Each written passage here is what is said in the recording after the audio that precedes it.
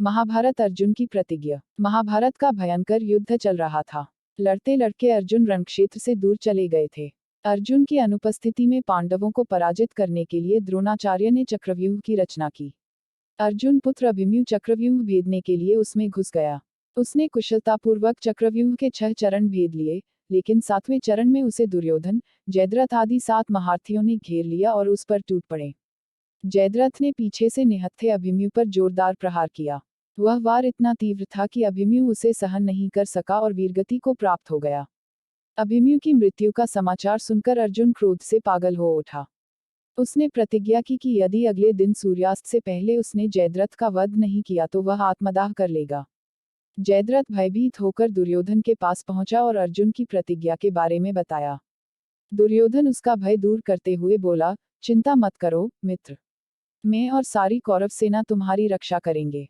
अर्जुन कल तुम तक नहीं पहुंच पाएगा, उसे आत्मदाह करना पड़ेगा। अगले दिन युद्ध शुरू हुआ। अर्जुन की आंखें जयद्रथ को ढूंढ रही थीं, किंतु वह कहीं नहीं मिला। दिन बीतने लगा। धीरे धीरे अर्जुन की निराशा बढ़ती गई। यह देख श्री कृष्ण बोले, पार्थ, समय बीत रहा है और कौरव सेना ने जयद्रथ को रक्षा कवच में घेर रखा है।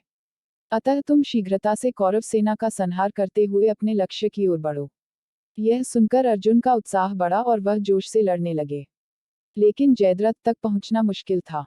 संध्या होने वाली थी। तब श्री कृष्ण ने अपनी माया फैला दी। इसके फलस्वरूप सूर्य बादलों में छिप गया और संध्या का भ्रम उत्पन्न हो गया। संध्या हो गई है और अब अर्जुन को प्रतिज्ञावश आत्मदाह करना होगा, यह सोचकर जयद्रथ और दुर्योधन खुशी से उछल पड़े। अर्जुन को आत्मदाह करते देखने के लिए जयद्रथ कौरव सेना के आगे आकर अट्टहास करने लगा। जयद्रथ को देखकर श्रीकृष्ण बोले, पार्थ, तुम्हारा शत्रु तुम्हारे सामने खड़ा है। उठाओ अपना गांडीव और वध कर दो इसका। वह देखो अभी सूर्यास्त नहीं हुआ है। यह कहकर उन्होंने अपनी माया समेट ली।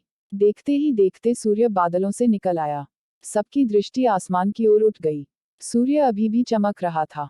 यह देख जयद्रथ और दुर्योधन के पैरों तले जमीन खिसक गई। जयद्रथ भागने को हुआ, लेकिन तब तक अर्जुन ने अपना गांडीव उठा लिया था।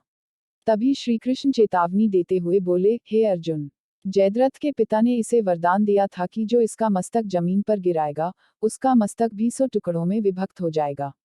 इसलिए यदि इसका सिर जमीन पर गिरा तो तुम्हारे सिर के भी 100 टुकड़े हो जाएंगे। हे पार्थ, उत्तर दिशा में यहाँ से 100 योजन की दूरी पर जयद्रथ का पिता तप कर रहा है। तुम इसका मस्तक ऐसे काटो कि वह इसके पिता की गोद में जाकर गिरे। अर्जुन ने श्रीकृष्ण की चेतावनी ध्यान से सुनी और अपनी लक्ष्य की ओर ध्यान कर बाण छोड़ दिया। उस बाण ने जयद्रथ का सिर धड़ से अलग कर दिया और उसे लेकर सीधा जयद्रथ के पिता की गोद में जाकर गिरा। जयद्रथ का पिता चौंककर उठा तो उसकी गोद में से सिर जमीन पर गिर गया। सिर के जमीन पर गिरते ही उनके सिर के भी 100 टुकड़े हो गए। इस प्रकार अर्जुन की प्रतिज्ञा पूरी हुई।